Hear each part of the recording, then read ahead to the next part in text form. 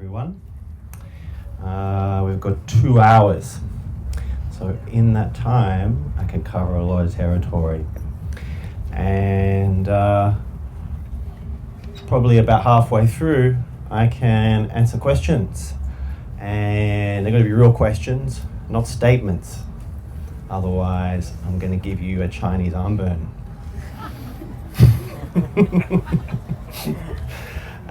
No, but we can have a bit of discussion for the second hour. But in this talk called Changa Foundations and Psychotropic Axioms, sounds really cool, isn't it? So axioms means something like self-evident reality or truth.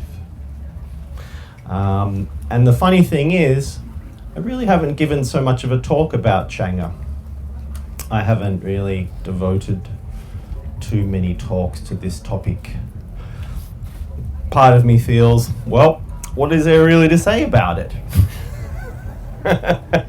Just smoke it, you'll find out how it works for you. No, there is actually there's something to say about it. And I've written a book called Articulations. There are in some boxes there. They'll be available at the end for 15 euros. And yeah, I've got many thousands of words devoted to Changa in the book.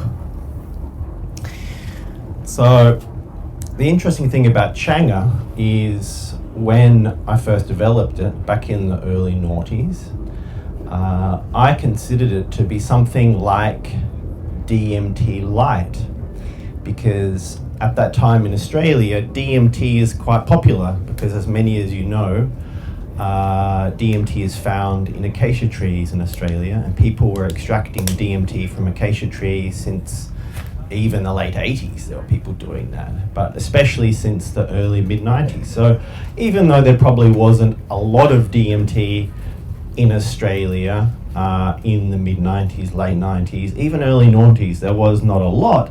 It was around. If you sort it out, you could probably find it. So there was a culture of people smoking DMT, probably more so than pretty much anywhere in the world. So people in places like California in the mid-90s, for them DMT was like a bit of a myth. You know, does this stuff even exist? You know, it's too amazing, too incredible to think that it could be real. And in Europe, sure there was some, but you know, in very select circles, probably particularly in this country, I'd say. And then in the late 90s, early noughties, I would every now and then meet a white-haired wizard who had smoked synthetic DMT in the late 60s. And you never met them, at least I never met people who smoked DMT in the 70s. Probably that's because not many people were manufacturing it. I was just at a Zora festival and I met Nicholas Sand, who invented Orange Sunshine LSD, and I think he told me he produced 10 kilograms of DMT in the 1960s, which is quite a lot of DMT.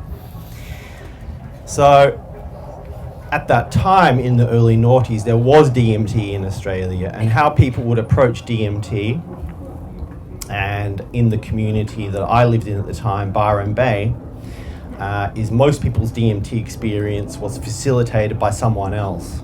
And that someone else would be someone who'd see you somewhere and who would recognize it was your time to do DMT. And that person might be like, all right, I've chosen you to smoke DMT now. Here's the pipe, prepare to die. And they give them a massive hit, and the person would have this incredible transcendental experience and have their mind completely blown and be completely freaked out for an indeterminate period of time. And in the, I guess, starting from about year 2000, I was one of those people giving people DMT. And me and my friend, we gave DMT to a lot of people. And we did it for free. We wanted to keep it pure. We didn't want to get anything out of it. It was all learning for us. It was something beautiful to share. And we'd meet incredible people would cross our path, incredible connections, some of which I still have connections to. And so that breakthrough DMT experience, that really powerful DMT experience, when you're basically having something like an out-of-body experience, when you're going into a space which has previously only been accessible to mystics. And not that many people are able to reach that space without DMT. In 2001, I met a man who had meditated for more hours than any other Westerner. I think he'd meditated something like 30 years, 12 hours a day, something like this. And we gave him a DMT, and then he took some home with him. And he said, "This old dog is humbled. That's as far into the bardo as I'd ever been, you know." And he sort of has this incredibly earth-shattering experience and comes back, humbled and has a knowledge that there's something beyond this reality. So the issue with that experience is you can have this experience of the ineffable, which is completely astounding, completely incredible. But then at the time you're capturing it, and like Terence McKenna would say, you're dying by astonishment. You're sort of dying as well because it's so intense, but you have no reference point for what that intensity means or what it is often. And then you kind of come back, and you might even experience yourself coming back into your body, literally. And very quickly that understanding that you had seems so absolutely vivid and real, you can sort of go, okay, I met an alien and I went onto an alien ship and he told me that I was God, something like that. And it's like, no, there was a lot more that happened, but you just can't put it together. It wasn't like that at all. It was very vivid. But the way I see it is, you go into such an expanded state that's like your normal consciousness is like this, suddenly you're like that, and then when you come back into that, you're not able to comprehend or grasp what that is. So I believe there's a lot of value to having this experience, and it's something I think that people should do once in their life, at least. The issue is actually smoking enough DMT and getting it into your lungs. That's why it's good to have someone give it to you, because they can coach you to do it. It is really, really hard to smoke, 80 milligrams DMT. That's quite a lot of burnt plastic to put into your lungs. It's very harsh. And you've got to do it within a short amount of time. And ideally, I would try to get people to do it all in one go. And that's when you really go the furthest and deepest, when it all in one go. So, my DMT smoking technique is something like this. Say I used to have a crack pipe. I'd get the lighter. This is real DMT, not, I can't believe it's not DMT, by the way. So you get the jet flame, and I'd go like this.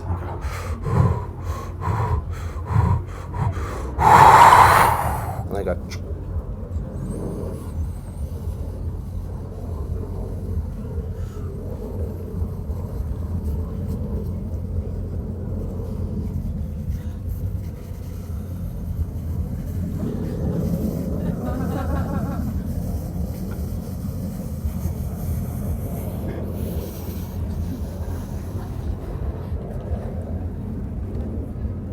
and then you just stop breathing for about 5-10 minutes.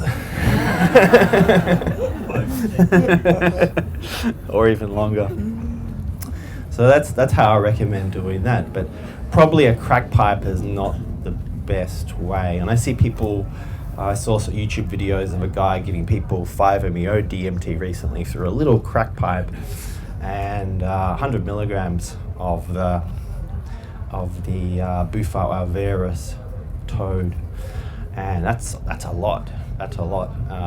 I would personally do that through a bong and layer it in some herbs. It's called the sandwich method. So you put a little bit of herb, and then you put the tryptamines in there, and then you put more herb over the top. That's probably the most effective way. That's when you cool the smoke down, and it allows you to really do it all in one go. And yeah, I got quite good at this, and I knew that I had smoked too much when I blacked out and had no memory of what I experienced. And that would happen every now and then. So you know you smoke too much when you just black out. And the overdose experience with DMT involves, it might involve what appear to be quite violent convulsions, but the convulsions, I call it shaking, can be quite positive.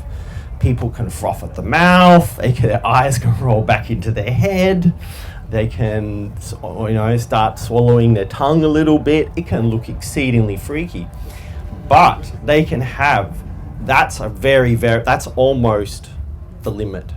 At that point, their experiences are going to be incredibly profound, incredibly transcendental. So you've really got to hold space for them and be calm and allow them. So that's when you know you're giving them too much. But I didn't actually want to talk so much about crystal DMT. I want to talk about Changa. So I'm just laying the foundation for what Changa is, or how it came to be. And how it came to be is, all right, DMT, we know that people experience that. It's super intense, and it's sort of like when you're training people to smoke it, it's either all or nothing. Sure, you can do light doses and they're nice, but for the most part, often it's like you really seem to get there or you don't get there, like into that breakthrough place. So Changa is different because it's sub-breakthrough. It's not necessarily about breaking through or trying to get somewhere. It's about having a DMT experience that you can integrate into your consciousness that's kind of more embodied and has a little bit more duration, and you have a more of an ability to integrate it. So these days, I find a lot of people, they treat Changa as just, it's just DMT, and they're trying to break through, they're trying to always get somewhere with it, and stronger is better. That's not how I see it, because DMT is so intense and so profound. Stronger is not better. It's not that weaker is better, it's that an experience that you can integrate, and insights that you can integrate, and the levels of consciousness that you can take on board. I find there's a lot of value in that, and I don't know how much value there is in continuing to push for the breakthrough experience. It's quite common for people to have an experience where they're told, what are you doing here? You shouldn't be here, or you've been here before and we told you a whole bunch of stuff. Why are you here again? Didn't you listen the first time? Didn't you get the message? So that's a very common experience. So I don't know many people. I'm a very well connected person in this global scene. I can't think of anyone right now who's reaching for the pipe every week or every month going through the breakthrough experience. I'd say probably once you really got the message, and perhaps you've done a 2-year honeymoon of of understanding the territory, and you might have smoked it. I guess most people over a 2-year period or a few year period, if you smoke it 100 times at a quite strong amount, you got a pretty good idea what the territory entails. I find most people, when they get to that point, they're not necessarily reaching back every week, every month. And it tends to be self-correcting because the material itself tells you, wait on. What are you doing this for again? What do you want to get out of this?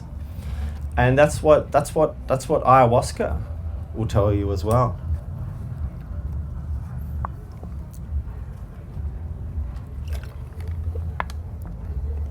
So that's a fundamental question. Why do people want to smoke this? Why do they want to take it? And what are they getting out of it? And what value are they finding from it? And I think we're living in a very interesting time in human history. We live in some ways we live in quite a nihilistic time. In some ways we live in an extremely optimistic time, and we live in a very extremely pessimistic time as well. I think that many people are looking to have an experience of the transcendent. They're looking to have an experience which puts their life into context. And I think that DMT, if you do it right, can deliver that experience. I think that it can give you an experience where you can put your life into context. And I think that's very valuable, where you can understand what this life means and what it is, and where it lies within the context of a greater reality.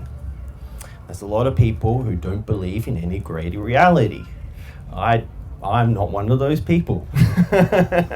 Many of us who experience a greater reality find that experience to be overwhelmingly undeniable, because the vivid meaningfulness of these experiences are undeniable.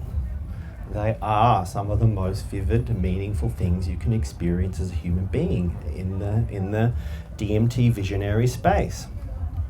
And I think what you can really, even if you don't really remember what it was you experienced, at least you understand there is a greater reality, that there is something more, that the human life is, I'd say this is something that many people report, that the human life is something like an illusion, that there is a reality which is higher than this reality, and that we are embedded within an ecology of consciousness which is ultimately infinite.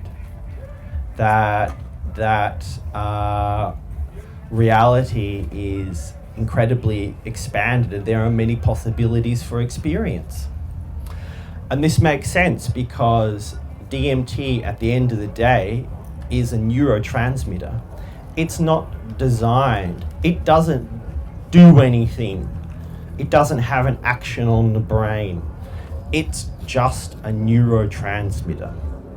And some people, like Colombian drug lords, for example, if you give them DMT, not much might happen, because what is there that wants to be communicated between their neurons? If you give them a super neurotransmitter which allows the facilitation of much more information, not words and letters, but primal information. And the evidence of this is that you see geometry, and that's exactly what geometry is. It is primordial, primary information. It is color, it is mathematics, it is pure information. That's the first step, that's the first level that people experience when they smoke DMT, but it goes deeper than that, because you can experience other dimensional spaces, and not the kind of other dimensional spaces that physicists propose, these kind of empty spaces where the little particles jump around, or it's just the 23rd dimension, but we don't know what's there, you know. And I think with DMT you can experience the 23rd dimension or the 27th dimension, and it's not there's just empty turquoise walls there and little insects running around. It's these dimensions are inhabited by some sort of meaningful life forms. There's some sort of meaningful life forms in there, and you can communicate with them. It makes sense that the universe is inhabited with meaningful life forms. It does not make sense that the universe is filled with empty rooms full of no life forms whatsoever, or abstract dimensionalities, or that life just happened to sprang up on one planet somewhere in the Milky Way cosmos. It just doesn't make any logical sense.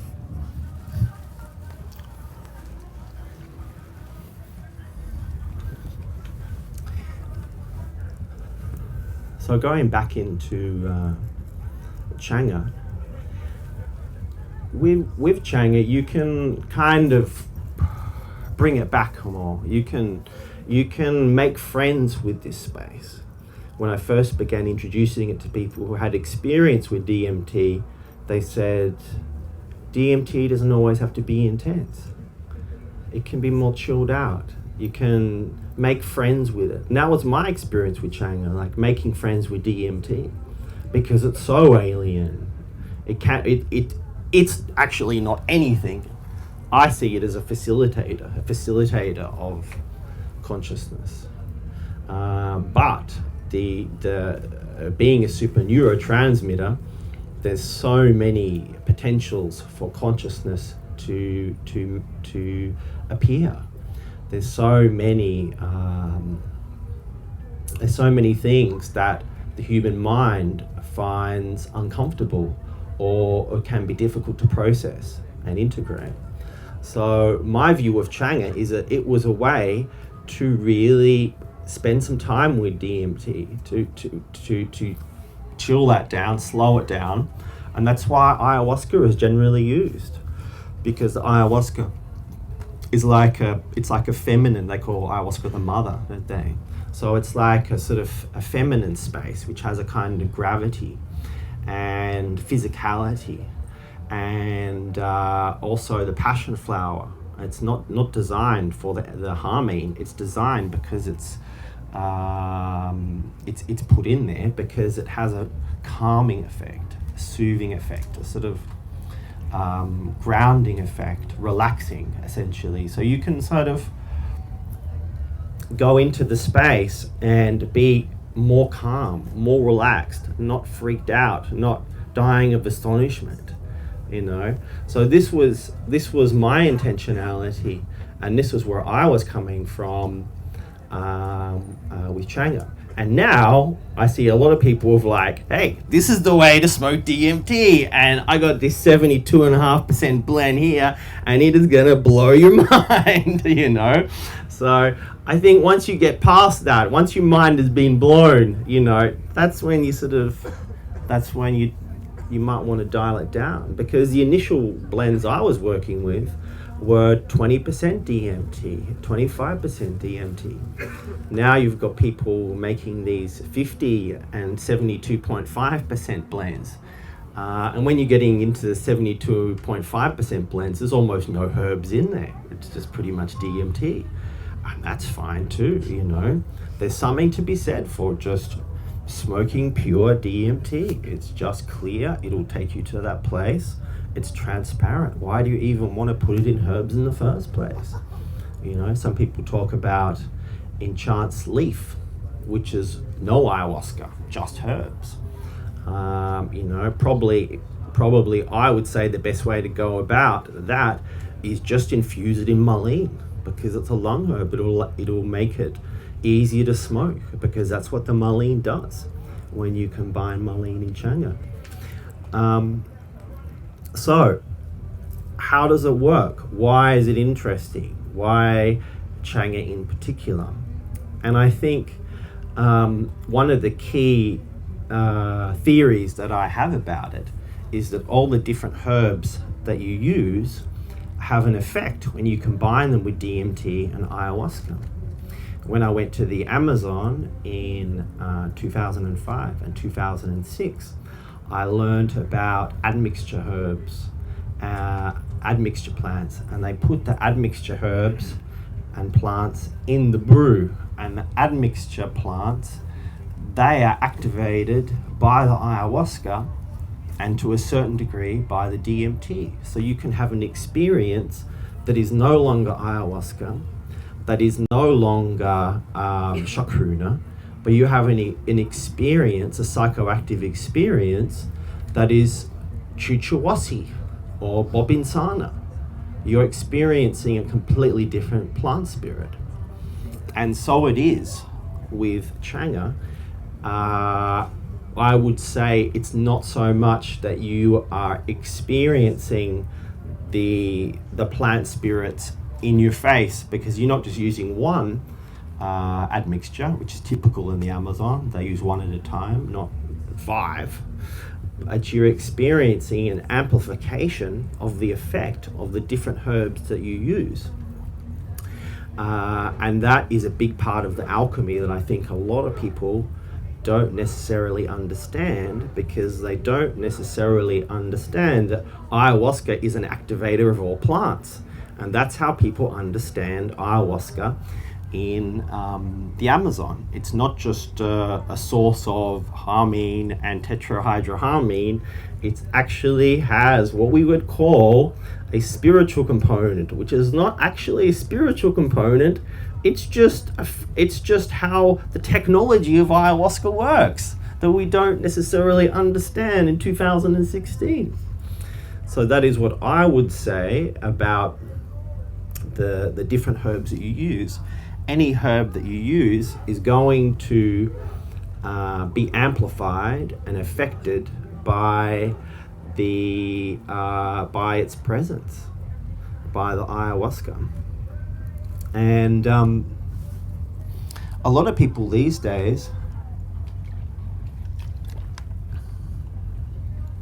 are using ayahuasca in very high amounts. They're making Changa with a concentration of ayahuasca that is much more amplified than, say, if you've got a gram of Changa and a third of that is ayahuasca vine or leaf. These days, people might use that ayahuasca. They might have infused another 3 grams into that 300 milligrams. So it's effectively 10 times as strong. Now, a lot of people don't understand that Changa can be effective with the straight ayahuasca. A lot of people believe that it's not even possible that ayahuasca could work at that effect, right? Because they say the amount needed to affect MAO inhibition is too low. I believe and understand, and this was something all of us understood in the early noughties in Australia. All of us were like, okay, smoke this. Wow, lasts longer than DMT by itself. We didn't add any extra ayahuasca to it. It was obvious. Oh wow, it's more visual than DMT normally is. It's better, lasts longer. And it's a very simple matter of smoking some crystal DMT, all right? Same amount in Changa, putting your clock on. Oh wow, lasts quite a few more minutes more. So pretty much everyone in Australia at that time, they did their own tests. And they found out very quickly, oh yeah, it does last longer. So people have been very skeptical, especially in other countries. People would, like a scientific mind, say, no, it's not possible 100 micrograms could affect MAO inhibition. However, if you amplify your vine by a factor of 10, it's only going to be 1 milligram or at best 3 milligrams of harmine that you're smoking. It's still a tiny, tiny amount, So I find if if a blend contains is 2 times, so it contains say 600 milligrams of ayahuasca, I find that a bit strong. I get a bit of a headache. I feel the MAOIs make it a bit heavy. It becomes too focused on the body. It becomes a bit too much about the physical. It becomes more about the ayahuasca than about the DMT. And maybe that's good. Maybe a lot of people might want that. That's great. That really integrated space. For myself, and I should say, that experience will last longer. It will last 40 minutes. It will last an hour. Even longer it could last. Whereas your typical Changa that has just 300 milligrams of ayahuasca per gram might last 20 minutes, 15 minutes, could last 40 minutes, half an hour. But it's not going to be so heavy on the vine. It's not going to be so heavy on the body. You're going to have a certain sort of transparency to its effects. So that's how I prefer it as well. But yeah, each to their own. But I guess I'm just pointing out the theoretical aspect here is that it doesn't take much ayahuasca to potentiate, and perhaps it's not so much to do with the chemical. Perhaps it's related to the technology, the spiritual technology of the ayahuasca vine. And some people were adding Syrian Rue or Peganum Harmala to Changa. Personally, I find this is too strong. I don't necessarily like the harmaline. It's hard to smoke. It doesn't appear as it doesn't activate the other plants in the same way. So I've never found it to be a positive addition. Ayahuasca is relatively easy to obtain these days. It's not that expensive really. I love Peganum Harmala and Syrian Rue. It's one of my preferred ways to ingest DMT orally. Teas made from particularly acacia species. I find it absolutely superb, transparent facilitator of DMT brews. But in terms of Changa, I think that the smoked ayahuasca is a superior methodology. And I have heard of people in the Amazon actually smoking ayahuasca. I have heard that it is a part of some traditions, but I have no more information or data on that.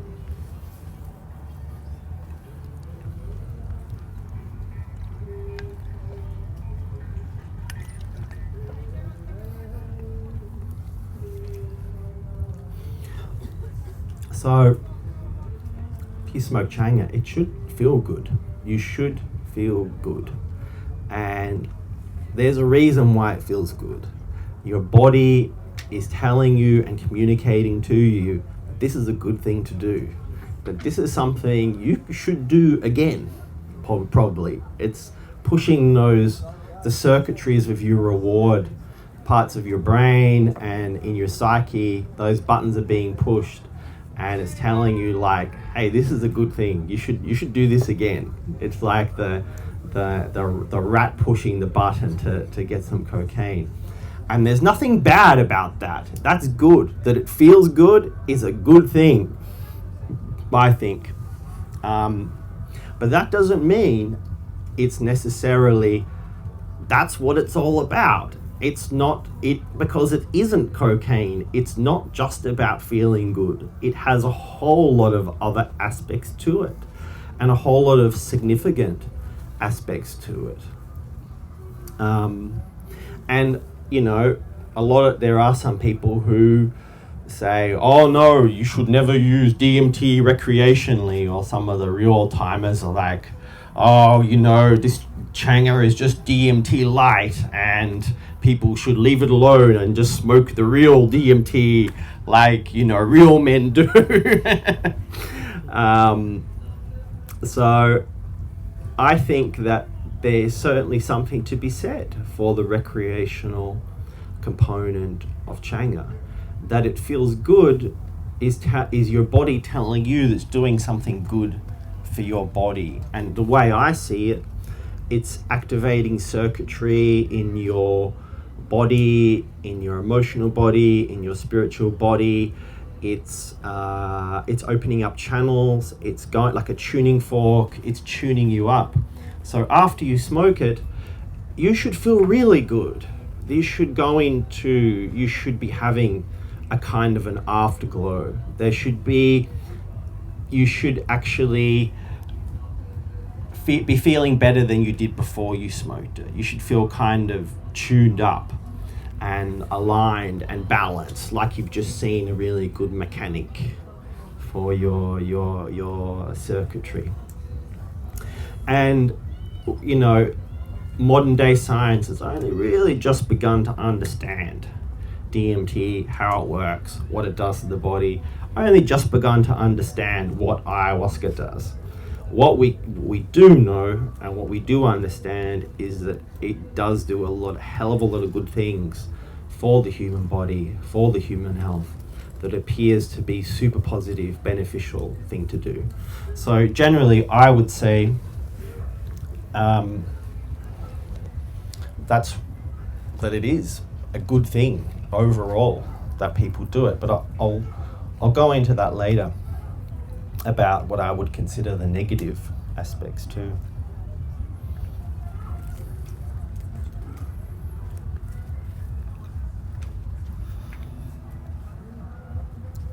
So the interesting thing about DMT is that it appears to communicate to us a sense of paradox. We can experience a space that is very playful, very light-hearted, very full of light and wonder and Disney beyond Disney. And on the other hand, it can go the other way. It can be extremely serious, extremely intense, and extremely powerful. And I think a lot of people might have difficulty reconciling those two communications that come through in the tryptamine space, particularly. For myself, I think that what appear to be these two extremes is communicating to us the nature of the universe, is communicating to us the nature of the paradox of life itself. And I think that perhaps it's important to take on board and acknowledge both aspects of the communication that come through. I think to become too playful, too lighthearted and carefree may be imbalanced and not quite respectful or in alignment with all the different factors of life. And then to become too serious and too highly strung and too earnest and too worked up and too kind of heavy and tight. That again, I think, might be out of alignment or out of balance with the nature of life and the universe. But perhaps to take on board both these aspects and understand and really listen.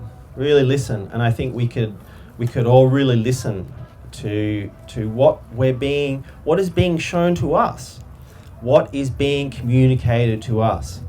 And no matter how you see it or where you think it comes from, I think the important thing to do is to acknowledge there is some valid information coming down the pipe here that we should take on board, take heed of, listen to, see what we can learn from. I think that is very significant.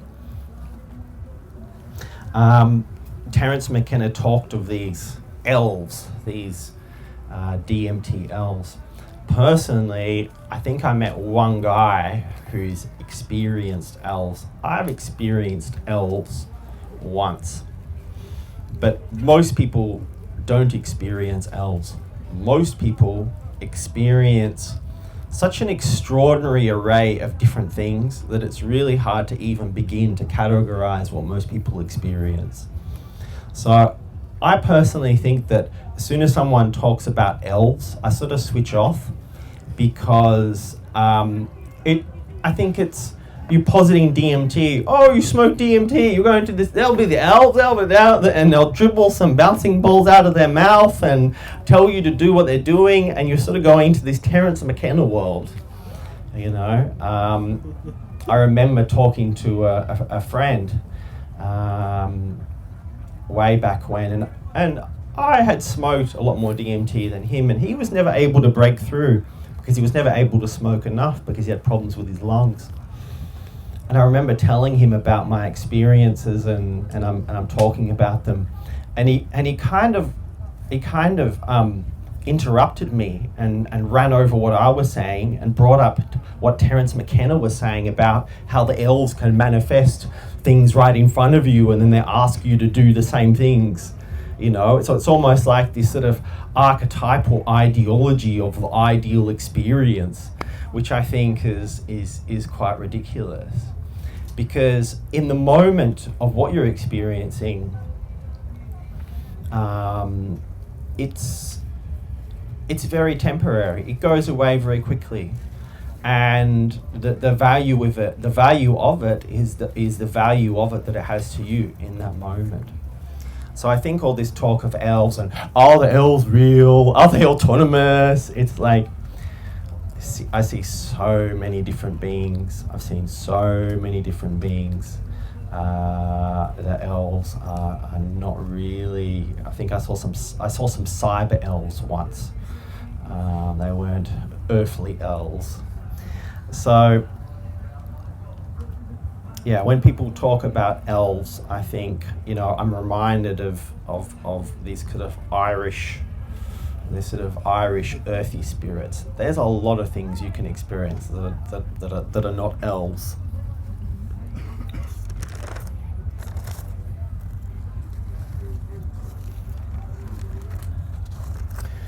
So I think a really big part of what people can get from smoking Changa, smoking DMT, is understanding that there is beauty in the world.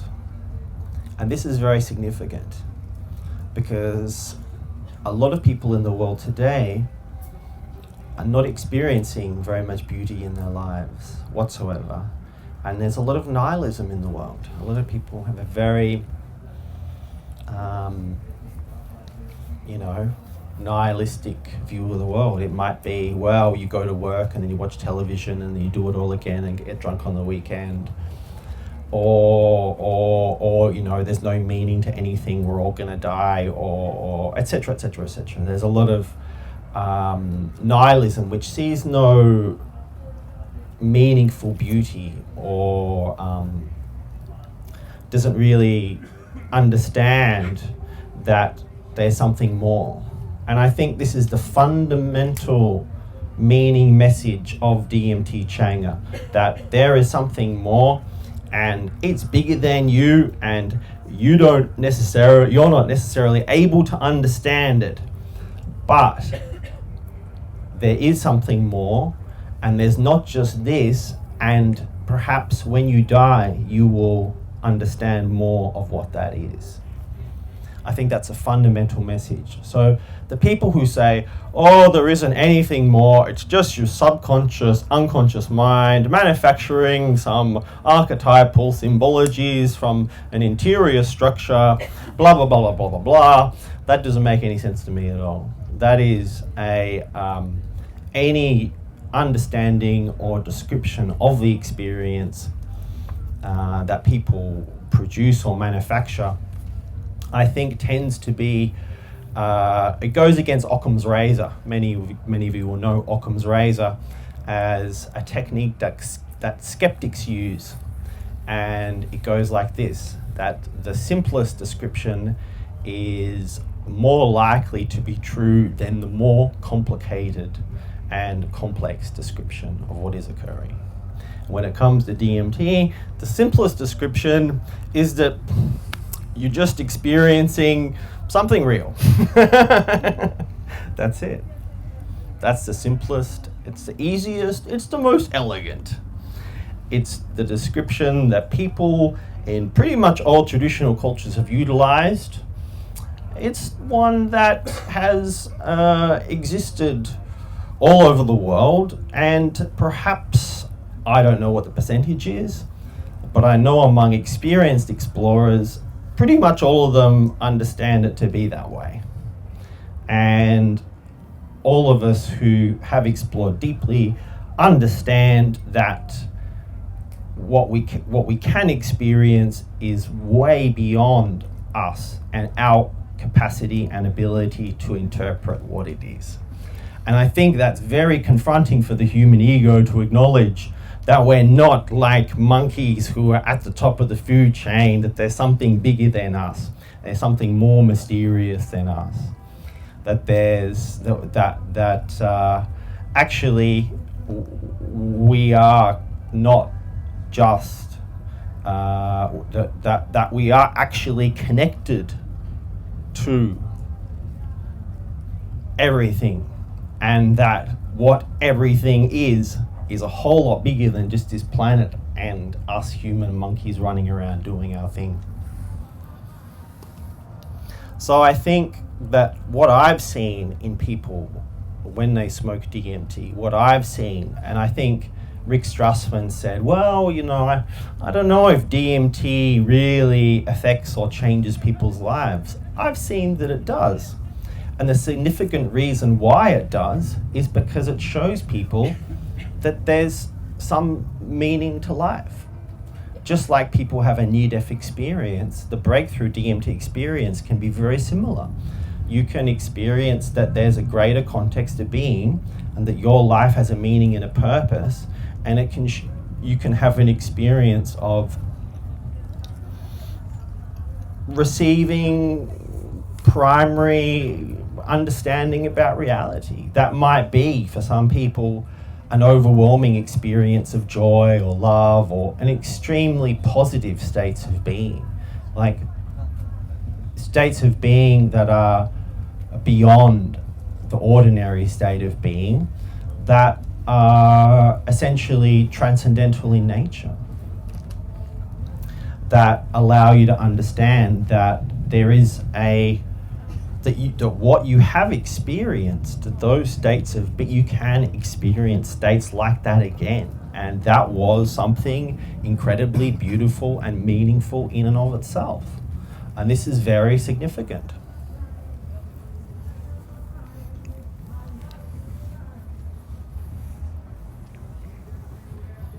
So I think a lot of scientists say, they will categorically say, no, I am not going to believe in plant spirits, and I cannot acknowledge there are elves or any beings. But is this science or prejudice? I would say it's prejudice. It's not being open-minded, because most people report these beings. Most people report plant spirits. In the Amazon, you talk to the shamans there, that's what they do. They go on a diet with these plants and they drink ayahuasca and they communicate with these plants and they teach them songs. That's what they do. For us, the typically European, Western people to sort of blithely dismiss what people of almost all traditional cultures experience is the height of younger brother's arrogance. And that's what we're doing. So for me, this is completely unacceptable. Completely unacceptable. If anything, we need to have some humility and listen to what the indigenous people are saying and understand where they're coming from in their apprehension and connection to reality, which is true, which is deeper than ours, you know. And I mean by ours, I mean the white people who were pretty much disconnected from their pagan roots many thousands of years. So I believe that presuming civilization continues in 500 years or so, I would pretty much presume that we will have, as a global civilization, a good understanding of plant spirits and intraterrestrial consciousness, that will be a part of our everyday reality. If it's not, I'd be really concerned and think, guys, come on. In 2516, you guys should have gotten with that. That's, for me, that is obvious. Evolution requires us to evolve. And for us to evolve, we must shatter our paradigms, and our evolution is in expanding our view of reality. People in the time of 1516 had very much limited view of reality than we do now. In 2516, presumably, they're going to understand a lot more about reality than we do. So that means that we don't know. There's so much that we don't know. And that is only logical and rational. That is the logical and rational assumption. To presume that science, humanity in 2016 understands everything there is to know is sheer madness, sheer insanity.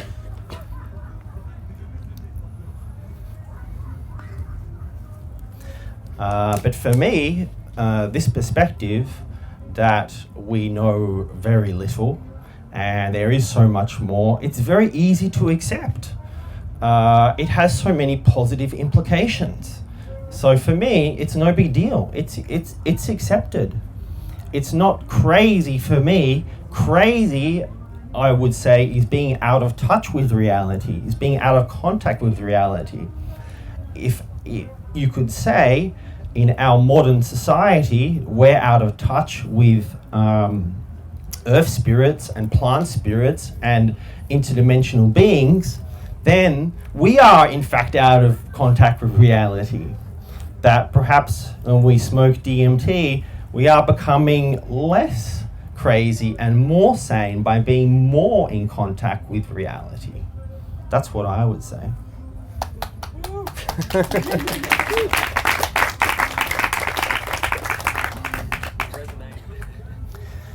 So, coming back to the herbs,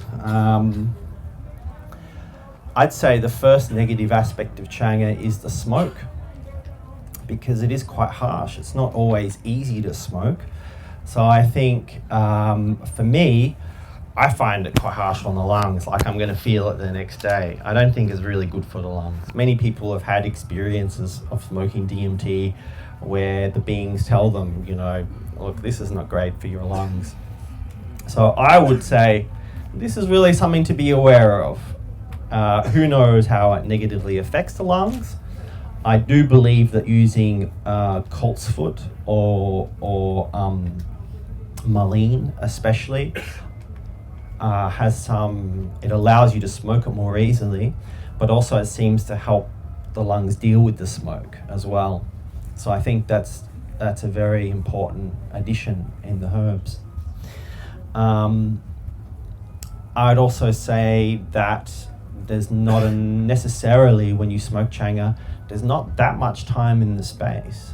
For me, I prefer ayahuasca because it gives me 4-6 hours and I can, really go in there and really spend a lot of time processing and digesting and coming to terms with and thinking and dealing with the insights and communicating with all the beings and all the stuff that happens. For me, this little window is not quite long enough to do the work that I want to do. And I think, I don't necessarily think that Changa should be about the work. It's more about the awakening. It's more about the realizations. It's more about making friends with the space. That's how I see it. Making friends with DMT, and that's no small feat. That's quite an accomplishment, I think. I think that smoking Changa can be ungrounding. It can, if you smoke a lot. I've met people who smoked once a day for every year. I met one girl who smoked it every day for 3 years. And she said it helped her a lot. She said it really helped her a lot. And it really brought her back into sanity and alignment. I knew a girl who would smoke it every morning before going into her job in insurance, just to deal with her job. So, you know, that could be a good utilization. But I think for your average person, smoking it every day, it's going to become probably a bit ungrounding. You're going to possibly have a bit too much data to process. There are some sort of windows. There's some doorways, for lack of a better word, that these compounds open in your psyche and your psychology. And when you open those doorways, they don't necessarily just close off on their own behalf. They kind of remain open a bit. So you can kind of, I find myself be a bit distracted by all the sort of data, all the coming through those doors, even when I've stopped smoking. So I think this is another significant factor. Do you want to live in that state where you've always got those doors open, you've always got this data coming through? This can, your practical life can suffer. You might forget to clean your room or the bathroom or do all the important stuff you need to do, etc., etc. And the other thing is people can rely, this is the same with ayahuasca, people can rely on it for their hit of transcendence, the transcendental. They can rely on it to experience the sacred, to experience the other. There's nothing necessarily wrong with that. It's just that rather than smoking your hippie crack, there's a lot of things you can do in your life that can allow you to have an experience of the transcendence right now. And I don't necessarily mean being in an altered state, but realizing that the human experience is actually enchanted and incredible and amazing and always has been. So it's a more subtle thing. It's not so much about, doing some advanced yoga practices and getting into a state where you think you've taken 10 hits of LSD, but actually experiencing perhaps simple things like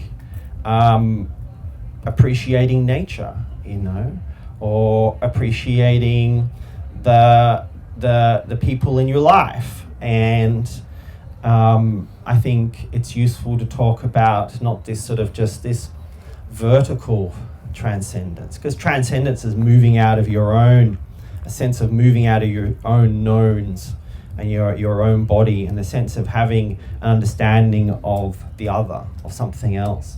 In terms of horizontal transcendence, you can experience that in relationships. And perhaps I think a lot of being aware and being human is actually becoming more aware of yourself and understanding that, hey, it's actually already all here.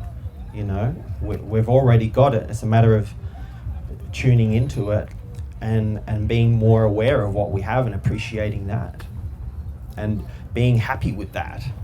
Again, it's not necessarily an easy thing to do,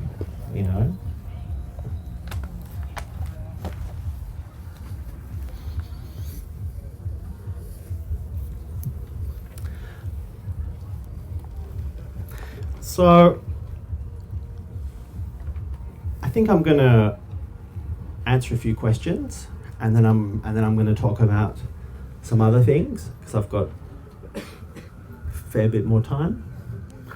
So yeah, does anyone have any questions? Yeah. How do you feel about the dangers of Changa, especially when mixing it with substances like MDMA?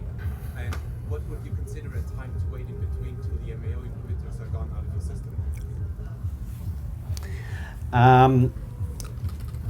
I've personally not really heard of people really running into serious difficulty, like needing to call the paramedics and having like a heart attack or any serotonin syndrome or anything like that.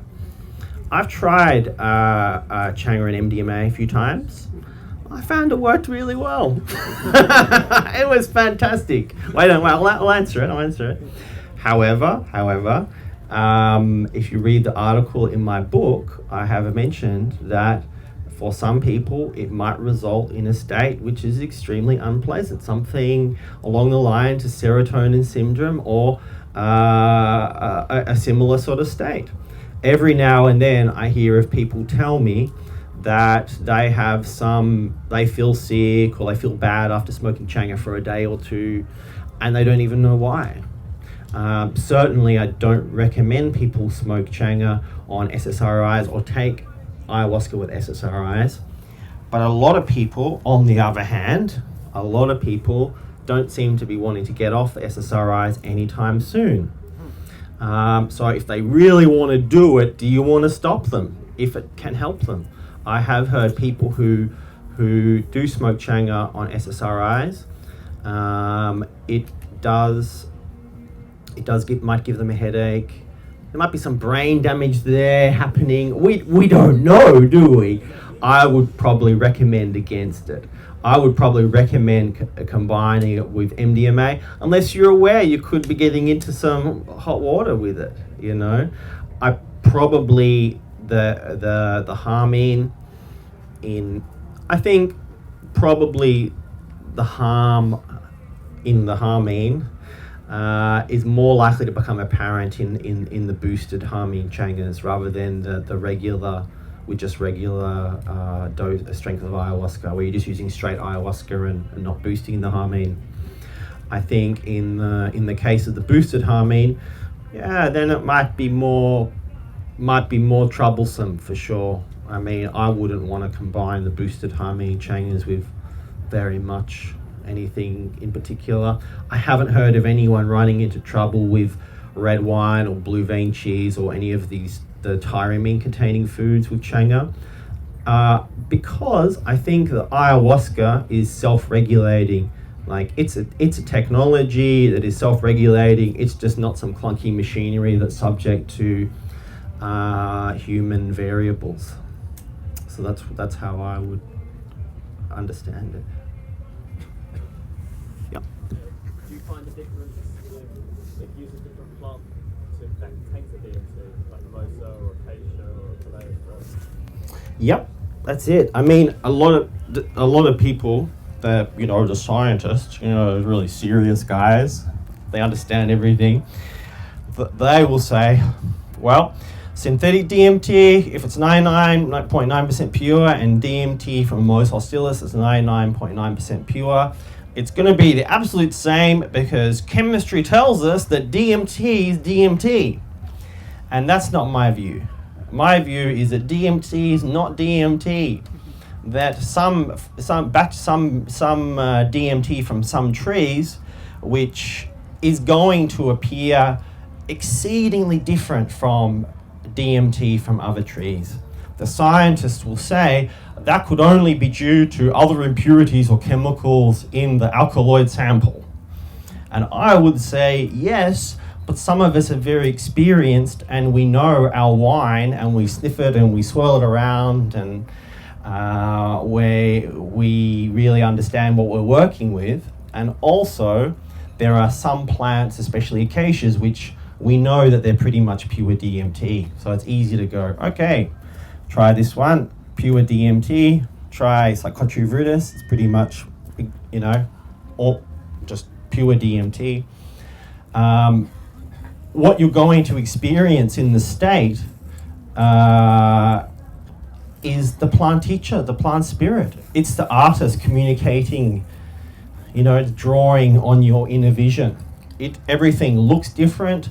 The nature of the experience is different. Where it takes you is different. Some of these trees and plants will take you to different dimensions that they seem to have affinity with. So for me, it's like chalk and cheese. They're completely different. And I'm absolutely, 1,000% sure that this will become an established fact at some point. Yeah, I agree. Yep. When you got like 300 milligrams of ayahuasca, you take full gram of DMT, or you take 300 milligrams of DMT and 1/3 of Other herbs. Yep. And you sprinkle the DMT and do it in water so it infuses in the mixture. And when you got 50 times extract of ayahuasca, what's the sensible dosage? Like 3 milligrams, 30 milligrams or something? When you've got what? Like 50 times extract of ayahuasca. And Oh, I don't know. I don't know. when you got the really strong ayahuasca, I'd say I don't know. I don't have much experience with it. 1 gram. What's that? I would say 1 gram. 1 gram Because in the- how the much? dose of ayahuasca is 50 grams. So 50 times. Oh, using it in an oral dose? Yeah. I got the 50 times extract and a mix of Changa with DMT, so I don't know. Oh, okay. Oh, yeah, I see what you're saying. Yep. Let's see. Okay, I would probably use, let me do the mathematics, 10, probably, I don't know. You gotta maybe get it, find out how much harmine is in it. Extract out the harmine, get your microgram scales, and just put a few milligrams of harmine in there, and you'll be right. Yeah, I don't know. 300, not 1/3. I would start again and just start with the vine. Unless you've done it yourself, you don't know how the person did it. I mean, the person might have been using I don't know where it came from, but it might have been a crazy superhero who contaminated it with some, crazy superhero killing concoction, and you might get a little bit of that in it. So I would just, unless you know exactly what it is, I wouldn't play with it. Just start from scratch and learn yourself how you want to do it. Yep. I had experience after an intense breakthrough with the DMT crystal to have a very painful way back. The way back was sudden. It's like I wake up because I passed out completely, and I wake up and as I was not breathing for some time. So my question is this common experience to wake up as you come out of the water that you were like you couldn't breathe for so long and suddenly you can breathe? So do you actually stop breathing during this experience, and for how long do you think we can stop breathing? And is it also common to have such a painful, maybe 5 minutes after you come back, painful, like a panic, like claustrophobic attacks? Okay, so my view upon panic attacks and pain is that these may not necessarily be things that should be avoided. It's quite common for people to stop breathing, and I think the body knows when to breathe. So you've got the what do you call it, the autonomous nervous system. It knows when to breathe, so you don't really have to worry about breathing just happens. You go to sleep, you're not like, shit, I gotta make sure I breathe every 10 seconds. It just happens, so in terms of panic attacks, I would say that the panic attack might be an awareness of something that you might not have any understanding of previously, and you don't know how to deal with the data that's coming in, and you don't know how to deal with the ramifications of what it is, and the panic is a kind of like a circuitry of fear that goes round and round and round and round and round. But I think the key factor is with the panic attack is that you're becoming aware of something that you weren't aware of before, and you're interpreting it to be something that's negative. And the kicker is it may well be something negative. But panicking about it isn't going to help your cause. What's going to help your cause is you open your eyes and breathe and try and be aware of what it is that's causing you to have a panic attack. You know, or find out what it is, rather than just like, oh, a panic attack, it just started. We have a random eruption of a panic attack. It just came up out of nowhere like a volcano, you know. I don't think that's the case. And the human organism is very intelligent. There would be some reason for the panic attack. It might be biological and internal, but if you're dealing with, say, DMT, it's more likely to be in the realm of the psyche and the psychic space, I would say. So that's what I would say about that. And I'd say pain, again, pain is if you bring pain back to what it is, in essence, pain is your body telling you, hey, there's something here that is not real cool and we don't like it, and if you can do something about it, like, you know, pull your leg from out under the truck and you know, try and deal with that. It's the real big warning system. It's a warning system. It's telling you something's wrong. And I find the best thing to do is to listen to the pain and take it on board. The human instinctual response is to like, pain, all right, let's get away from that. We don't want that. Let's take some paracetamol or heroin or something. All right, just blob that out and let's have a few shots. You know. That's the unintelligent way of dealing with pain. I think that I think that the human body and the psyche is intelligent. If it's communicating something to you, the best thing to do is listen to it. So that would be my answer. Who knows what the source of the pain is? But I'd say to you, if you have other experiences, you know, it's like Douglas Adams. Don't panic. You know, calm down, breathe, and listen. You know, that's the first thing you can do. Accept your situation, because you're panicking and you're not accepting your situation. You know, and don't try and avoid the pain. Try and feel your pain. That's what I'd say. Try and feel your pain, and you probably find it's got something to tell you about something that is probably not going right, that might be wrong. I think a big problem in our civilization is people are not willing to face their pain. They're not wanting to face and realize that there's a lot that is causing pain in themselves and other people, and that's a problem. So I think a very simple method is to just feel the pain, listen to it. Thank you. And sorry, do you think it might also be connected to overdosing? Because in this time I was on LSD when I smoked. Okay. All right. Yep.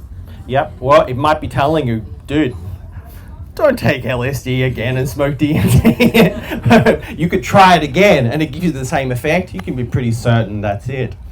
Maybe you want to try it another time after that, or a few more times, just to double check on that. I don't know. The wrong crystal. Wrong acid. No, but the pain was worth the experience, huh? The pain was in the experience? The pain was worth the experience. Oh, the pain was worth the experience? Yes, totally. What do you mean by that? Because the pain and the panic came after the Yep, you mentioned that. You mentioned that. And it was, I don't regret. I mean, okay. So good that the pain was. Okay. Yep. Okay. All right. Well, you know, yeah, heat up a few thousand mics and smoke it again. Don't go for it. See how you go. But I don't know. I can only say that the best thing to do in those situations is to really listen and you know, I'm being a little bit serious. Like, do an experiment. See, it might have been part of your experience, or I have certainly had experiences where I'm told, don't do this combination. This is not a good combination to do. For example, a lot of people think this combination is fantastic. It is a ketamine and LSD. I find that combination to be a really bad idea. And I've met some people who've had some horrific accidents when they've done that combination as well. But I had a very clear message: this is not good for your brain. Maybe some of you here are like, dude, that's my favorite combo. I'm going to do some of that tonight. Don't let me stop you. But I'm just saying, that was my experience. Yeah. What do you think is the best way to smoke Changa? Because I have heard people preferring joints or pipe, or people saying one is better than the other. Maybe burning the substance. Well, I don't think there's any best way. My favorite way is in a joint. I find that the most pleasant smoke. Number two is in a little water bong or water pipe. Don't have a number three, actually. I don't like the pipe so much. But for me, a joint is fantastic. Like passing around a joint, and you can even make a joint full of up to a gram or something, half a gram to a gram. 15 people can have a brilliant, hour, pretty much, just passing that around a few times. That's fantastic. So burning the substance before it, you can feel it. It's It works. It's a little bit wasteful when you're passing it around, like a little bit gets burnt, but if you're feeling particularly abundant, Changa abundant, I find that to be a brilliant way to do it. There's no best way, of course. I think I think it's good to smoke it through water because it cools it down, and you can smoke more if you want to smoke the higher doses. What everyone asks me is, do I combine this with tobacco? And I have no idea why people say that. I think it's because they combine it with cannabis, because cannabis is combined with tobacco. But no, don't combine it with tobacco unless you really want to. And I don't recommend combining it with salvia, because the salvia tends to take over and you have a salvia experience. Like I was saying before, the salvia becomes the primary admixture. Even if you use just a little bit, it tends to take over. Yep. About combinations, do you think it's okay to give Changa to K-heads? Because on the one hand, I feel like K-heads ketamine people, they tend to channel some weird entities, and somehow it maybe bring some strange vibe some weird vibe to the Changa archetype, But on the other hand, Changa is good for them, and you can make them have a more healthy life. So, what to do? Well, the K-heads are pretty much like psychedelic junkies, I'm sort of,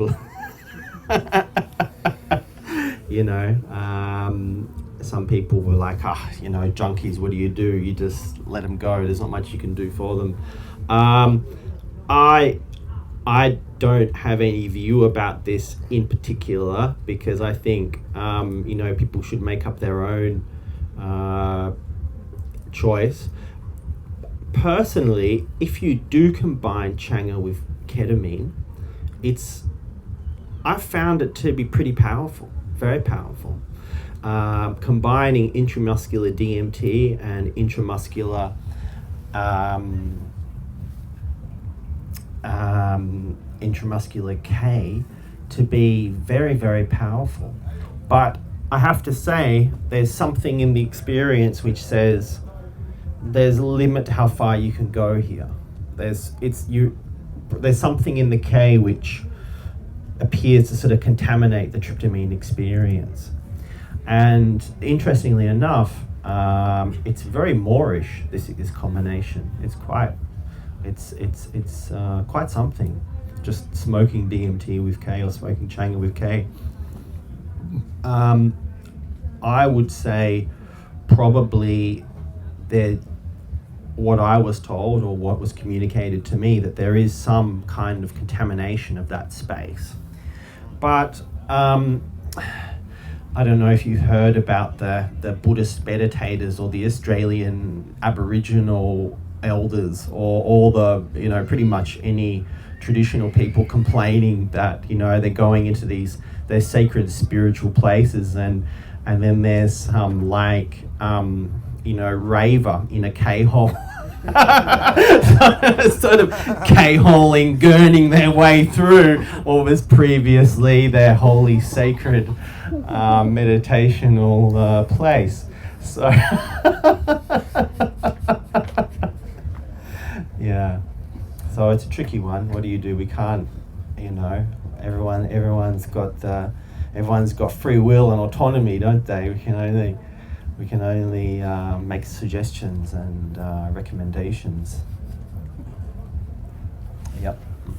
For Changa that's healthy and shamanic and uplifting, what kind of combination of elements would you recommend other than 300 or a third of a gram per gram of ayahuasca? Well, I pretty much stick to traditional recipe, which is not like me. And for me, traditional recipe is, say, 300 milligrams of ayahuasca. It might be 30, 40% DMT, so that's 300, 400 milligrams of DMT. And then maybe 100 milligrams, 150 milligrams of malin, 100 milligrams of passion flower, 100 milligrams of peppermint. Something like that. Three. Yeah. So I find the traditional recipe pretty good. I find where I tweak it is more in the flowers that I use, whether I pick them myself or I find some flowers that are really beautiful to use, like mallow flowers. Those really beautiful purple flowers, mallow. They're wonderful to use.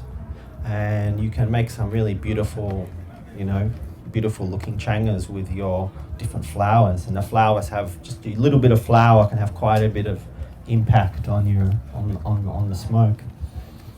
So, yeah, I think that for me, they're the best herbs. I know a lot of herbs that you can use, and there's a lot of different herbs you can use. And the good thing about those herbs is they're not too in your face.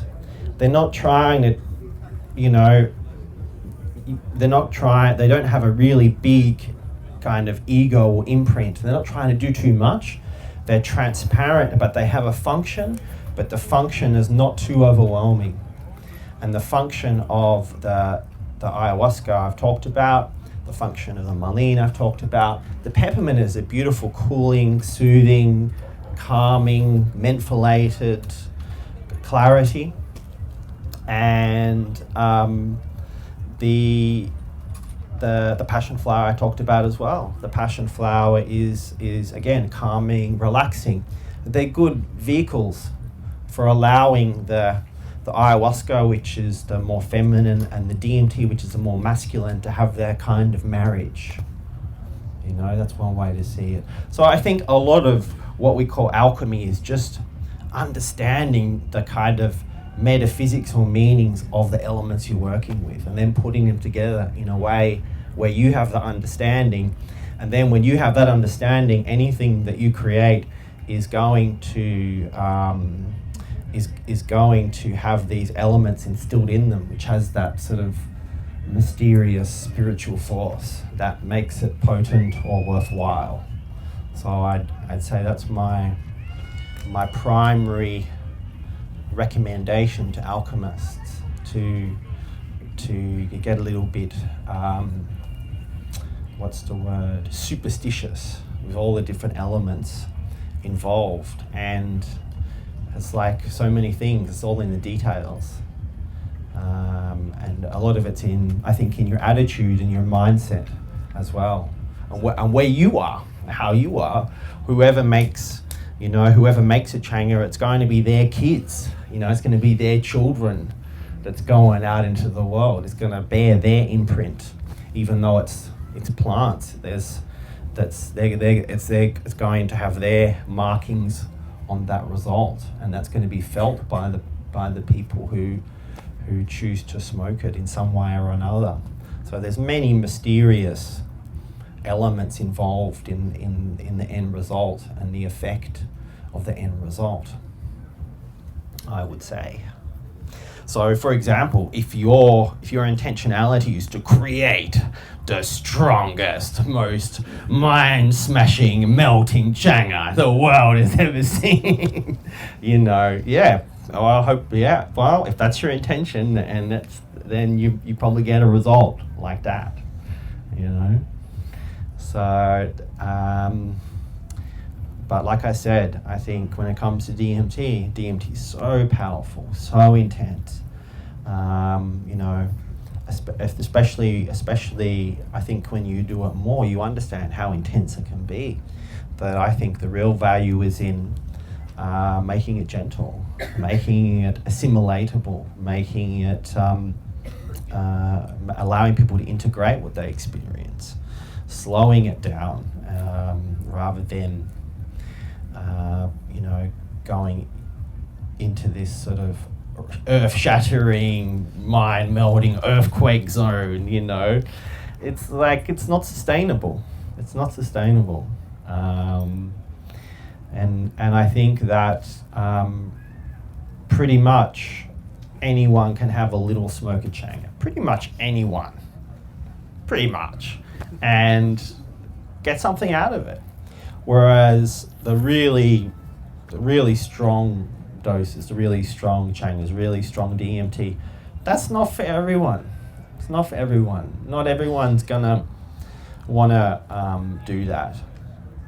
I remember 16 years ago, actually, I was at a festival and I gave DMT to this little Asian guy called Bambi, and he had like an entourage of little Japanese girls who were his cheerleaders, and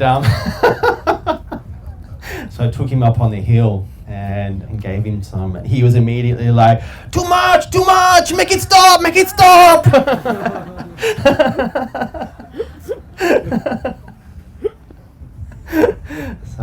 So I took him after, I was like, no, okay, Bambi, just chill out, dude. Like, all right, no, it's going to end soon. Like, there's not much I can do. It's like, he just obviously was not into it. So I took him back to his cheerleaders and they all kissed him and hugged him and, oh, Bambi, blah, blah, blah. So some people, it's just not for them. Okay, yep.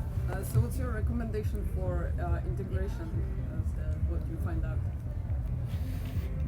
I think the real, like I was saying before, I think listening is really important. I think listening is very, very powerful thing to do, and it really just takes time. You really need time. You need maybe a pen, write things down, do some drawings, try and understand the data. Some data's come through. You might not understand it. It might be confronting to your belief systems or view of the world or what mum and dad told you, etc., what you learn in school, blah, blah, blah, blah, blah. So you really just got to spend time with it and process it. And that's it. And just trust that you work it out. And I wouldn't really sweat it too much either.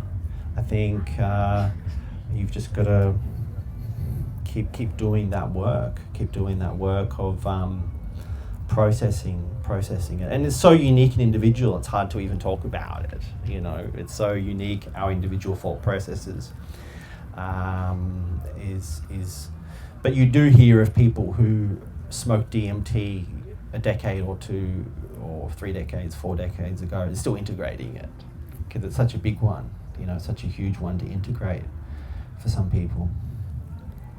So I just think just give it time and set aside time for it as well.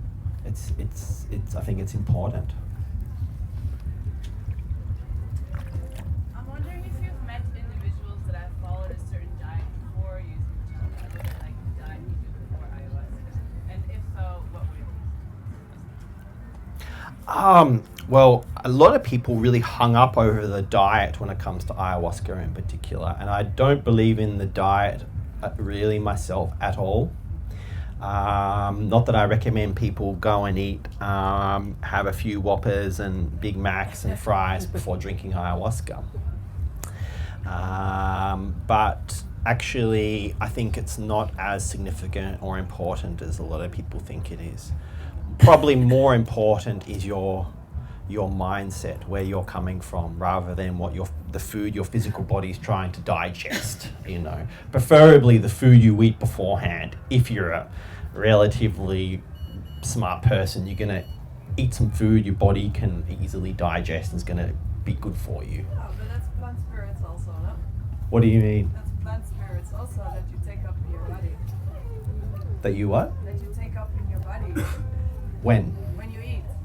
Sure, exactly. So, I mean, I just say to people, look, just eat fruit, or, just eat some simple food. I don't recommend making too much of a big deal of it. I've met people who just go on a diet of brown rice for 2 weeks before drinking ayahuasca, and I think a lot of Western people, the problem is that they're probably a bit too casual, like Beavis and Butthead, and just like whatever dude. And then when it comes to ayahuasca, they realize they have to kind of be more serious and respectful, and they go the other way. And they become too earnest, too serious, and too worked up. And I think there's a middle way here, where you're just eating intelligently and find out what works for you as well. So some people like fasting, for example. A lot of people, they don't like drinking ayahuasca on an empty stomach. They feel, get low blood sugar, and they don't feel comfortable. I personally come to the point where I'm pretty much eating maybe 4-6 hours before drinking ayahuasca. So I've digested it, but I've got some energy, I used to fast all the time. I've drunk ayahuasca after fasting a week, for example. A lot of these recommendations and dangers from combining the MAOs with a DMT is from the use of the pharmaceutical MAOs in the 1950s. It's not actually relevant to ayahuasca. And the other aspect to it is in South America, particularly the mestizo tradition, which is perhaps a predominant tradition in Peru, which is the mixed race culture of serving ayahuasca. They stress the diet and the dieting and the dieta. And perhaps a lot of that is affirming your commitment to the plant spirits by giving up certain foods and giving up sex and all that sort of thing. And I don't believe in that either. I think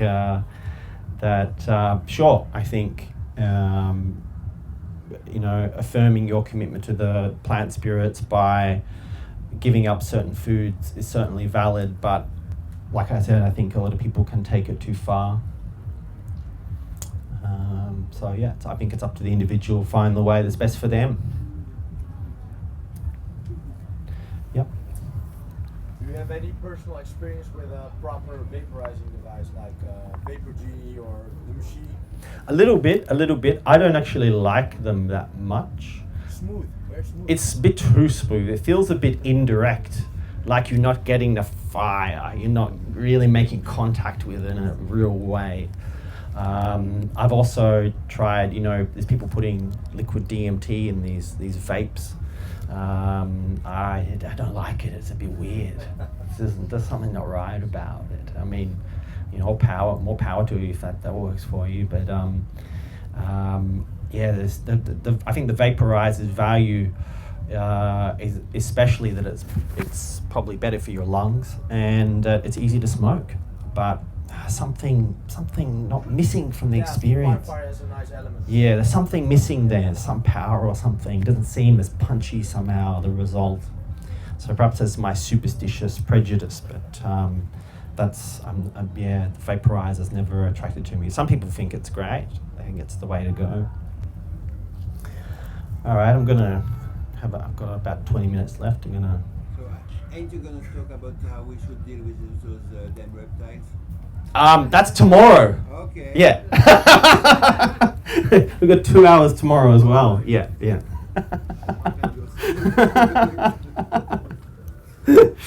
So, I'm going to talk about other psychedelics and especially ones that bring you into the external world. Because you can have these these internal experiences, and you can perhaps forsake integrating these experiences into the external world. And I think in terms of integration, a big part of integration is actually bringing yourself back into the external world, even the human world. And you can do this with other psychedelics, particularly MDMA, LSD, and mescaline from the cactus. And I'd say that mescaline from the cactus is probably the most powerful, most effective way that you can integrate and really process and become more comfortable with your external world and earthly experience. And I'm personally a big fan of nature. Albert Hoffman always said the best place to take LSD is out in nature. And if you haven't done it, I would recommend it. And I don't mean at a forest party. That's nature with a huge sound system that disorientating all the animals and the insects. So, I mean, well, you know, the repetitive sounds, actually, the bats are actually bamboozled by the poof, poof, poof sound, you know. They get confused and all the animals are freaked out by it, you know. So I recommend, I like to go walking overnight, especially because no one's around. You can do this in summer, of course. And you're not likely to really, you know, no one's going to really see you as well. If you do it during the day in nature, especially if you're in somewhere like here, where you've got you've got a lot of people around, highly built up areas. I prefer being somewhere where no one knows where I am, or at night where no one's around. And in nature, it's incredible. It's incredible because I did it myself some weeks ago, and I'm just walking around in tears a lot of the time.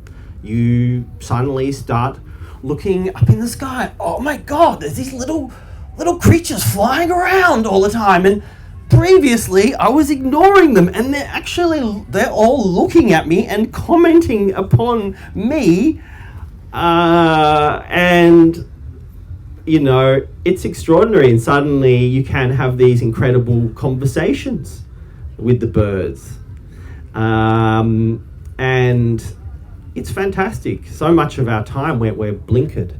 If you take, say, any psychedelic in nature, suddenly you may realize an aspect of yourself that's being blinkered to the natural world. And you know, the nature can really bring us back into balance. So doing it in nature, you've got a kind of a blank slate to analyze yourself. There's no other human beings around. You're able to appreciate life in a fresh way, and this is very, very powerful. So yeah, I'm with Albert Hoffman on that one. I don't necessarily believe that a trip sitter or anyone else is necessary. Though if you're taking something powerful like this by yourself, there's potential to get into trouble, to have some, you know, there's some potential for danger. So you've got to be, you know, you're going to be very wise and careful if you choose to do this. But like I said, I prefer the cactus. I think the cactus is incredibly powerful and healing. And one medium of taking psychedelics I learned in South Africa was these cactus walks, where people take not a really high dose, but a decent enough sort of medium dose of cactus, and a group of them go walking in incredibly beautiful nature together all day. And that is absolutely fantastic way to spend the day. You have some incredible conversations, you'll be laughing, like be able to, you know, think about some things that's going on in your life and process them and, you know, talk to some people. And I find that to be a day like that where you've got all the brilliant elements, and you might be sharing food with other people, and it's a recipe to have a really great day.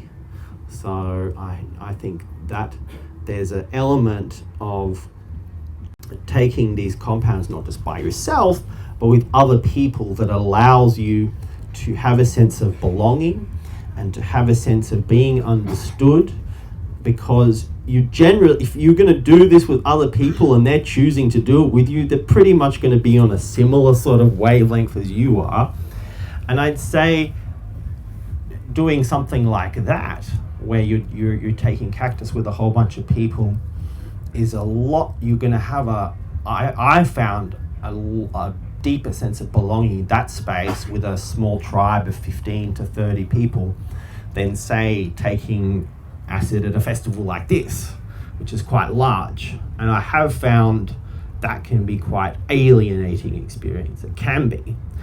I personally have found the smaller parties, even below 100 people, to be where you're going to find like a real, that sense of belonging or connection or community or synchronicity, unity is going to be a more prevalent part of the experience. So in terms of taking psychedelics with other people, I'm more inclined to say,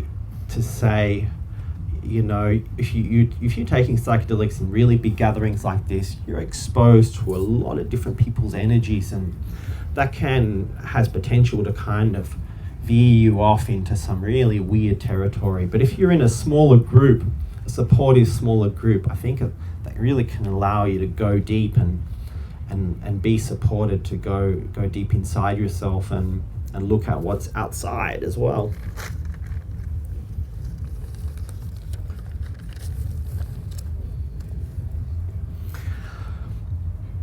And related to this culture, I think that I actually met a guy at the railway station who was a Goa. He spent some time in Goa in the mid-90s, and I think when you talk to people like this, they will tell you very similar sort of story.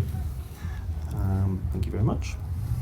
They will say that, well, in this day and age, you have a lot of people, say, drinking alcohol or taking speed, and there's a kind of heavier, darker energy. Whereas if you listen to music from the Goa music from the mid-90s, it's a lot brighter, it's a lot happier, it's more upbeat, and the people in that time, their objective was to go into transcendental states.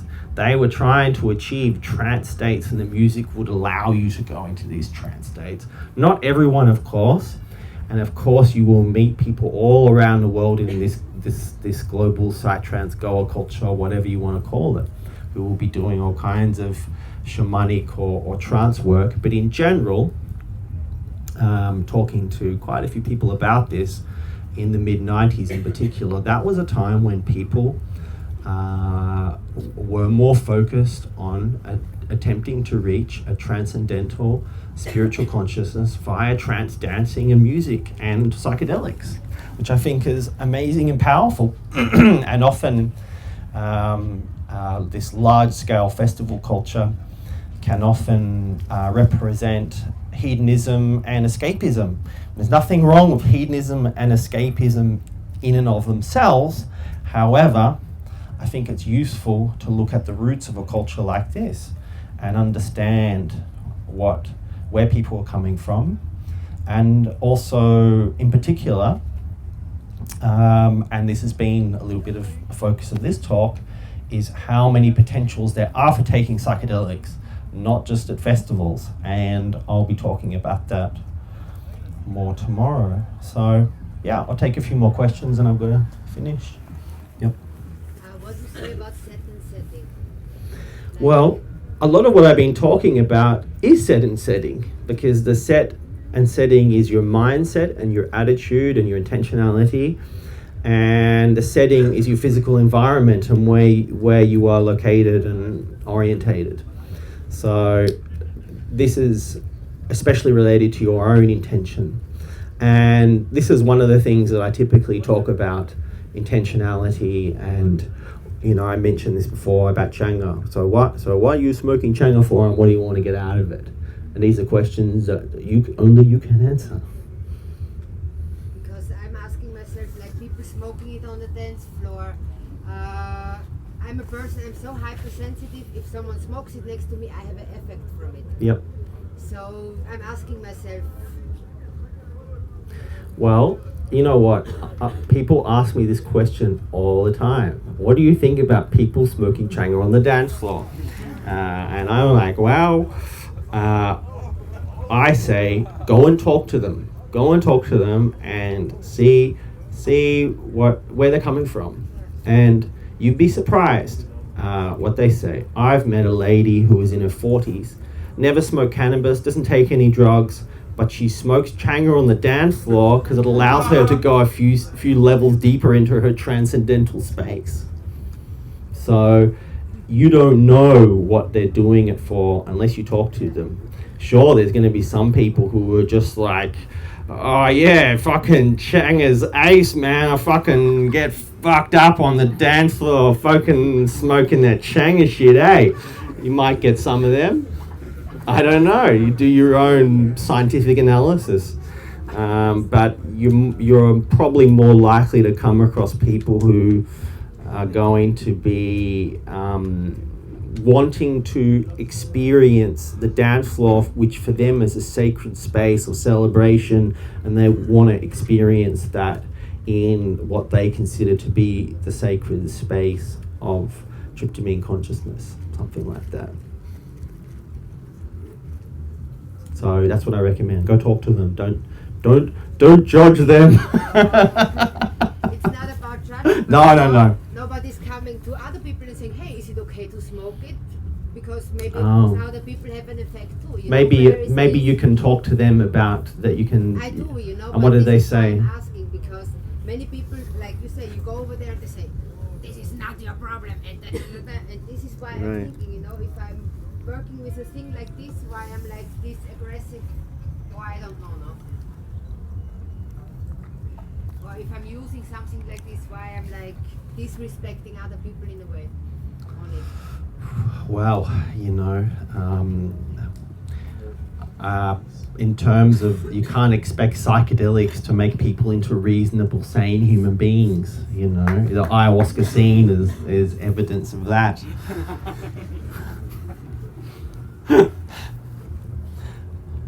Anyway, yeah. So how do you take cactus and do it? Do you boil it down, or do you see it, or extract it? Well, What's the question? I'm regarding taking cactus. I'm getting advertisements through my Instagram now, trying to sell me. I might be exaggerating there. Trying to sell me dried cactus powder. So you can order that, and that's really good. 15, 25 grams of that taken with juice is a fantastic, easy way to do it. It seems to be quite a few people marketing that. So, and if you grow it yourself, you can make a tea from it. It's very easy to do. I mean, it's so simple. I mean, I don't recommend eating it. That's just for masochists, to be honest. That's just for people who want to impress their friends. Yeah. That you take DMT as like a stair-step evolution. People need to smoke it like 5 to 10 times to really get a judge about it. I see it when people smoke it 1, 2, 3 times. It's more like a language they have to learn, the geometric forms, etc. There's a much vast, deep layer of personal experience or visions, and after the first time, it's like a language you've learned. Then you're ready to go a little bit deeper.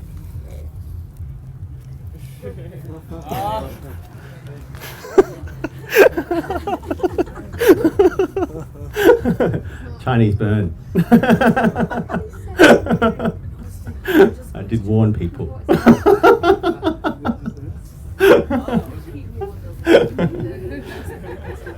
Yeah. What do you think about communities like the DMT Nexus? They are basically doing what you did years ago when you gave it to people. They are teaching people how to do it. Is that a positive effect for you? Because nowadays everybody can go to the internet and just do it. It's always been the case with the internet. The information has always been available on how to do it. That's where I learned how to do it. It's always been there. It's just a matter of more people know about it now.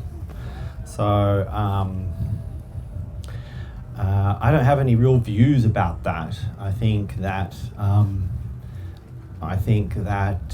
you know, there are negatives and positives in the introduction or the increasing amount of DMT and ayahuasca in our world. I think there seems to be some sort of dilution effect. You know, there seems to be some people say that the space itself is becoming a bit diluted. The certain plants are becoming a bit diluted or overtaxed by the amount of people using them. I personally feel that humanity is in a bit of a state of emergency, like we're in, and you know, we do appear to be emerging into a more evolved state of consciousness quite rapidly, and I do think that ayahuasca and these plants are really helping people. I do think they are helping people. So I don't really have any. You know, something like DMT Nexus, I think it's a valuable information resource. I don't know how much of I've been part of many virtual communities. I'm a member of DMT Nexus. Virtual communities have the upsides and downsides. I'm perhaps more into making the community, bringing people together in real life. I think that there's a limit to the virtual community is not real community unless it's integrated into the physical. I think that's where you really make a real community with real people. But of course, the virtual communities can be a facilitator of that. You know, I've met many friends and amazing people from being deeply involved in many virtual communities. Yeah, I'd say there's still. You can read the DMT Nexus and think that, you know, people have done so much, but I'd say there's so much to be done. There's so many plants that contain DMT that no one's researched, for example, you know. Being in Australia, there's so many different acacias. There's comparatively, I don't think I've ever read anyone coming onto the DMT Nexus and saying, oh, here's my extraction log and I've discovered a new species of acacia with DMT in it. You have people who think they did or might have something in it, or I got a little bit of oil and I thought it might have done something. But, you know, I think that, yeah, of course, it's an incredible resource, as the internet is, yeah. Mr. Ongara. I drank ayahuasca with an old guy who's really psychotherapy type dude, who's part of the Santa Diame tradition. He's been doing ayahuasca now for 15 years since leaving them. And it was actually Syrian root. But it's all ayahuasca. And I'm like, you're saying ayahuasca, but we're not drinking ayahuasca, it's Syrian root. Oh, really? That's interesting. What So Syrian rue and Jurema or Mimosa Stillus? Yeah. Well, it's interesting.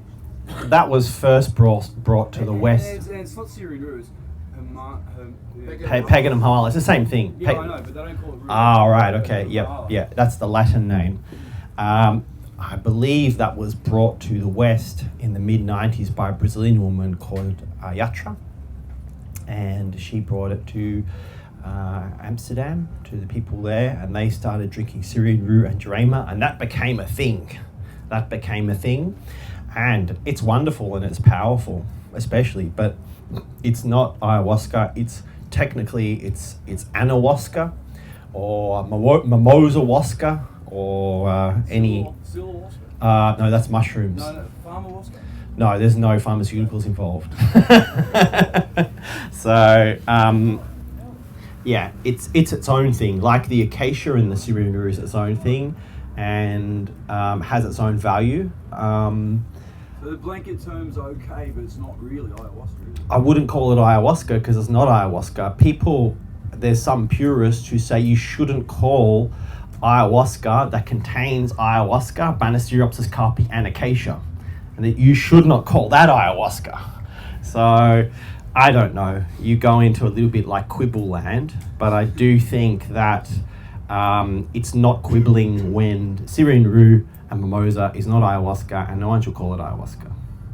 That's really obvious. But it's its own thing and should be presented as such. And it's got its own value. It's not better or worse. It's incredibly potent and an incredible medicine. So. What about the Changa that would be made without Kapi, just with Syrian rue extracted MAOIs? Oh. Could we call it Changa then? Yeah, I mean, I'm not quibbling with people and saying you can't call that Changa because it doesn't contain ayahuasca. You know, I'm not there saying that. I think I know in Brazil they don't tend to use much ayahuasca vine in their Changa in Brazil, but they still call it Changa. Can't stop them. I think enchant's leaf is a very inelegant term, really, isn't it? It's like, let us smoke some enchant's leaf.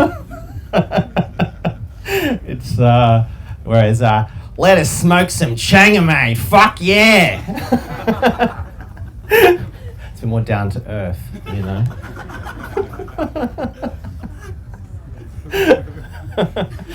So is there going to be a Changa ceremony here at the festival? I heard you were running. No, that's incorrect. That is a blatant lie, and I would definitely not be doing that. But I have a rumor there is someone at the festival with a didgeridoo who is giving people Changa and playing didgeridoo over their body. And I would highly recommend you seek out this person and experience this, because this is really incredible. And it's not him, and it's not me, and it's not anyone here.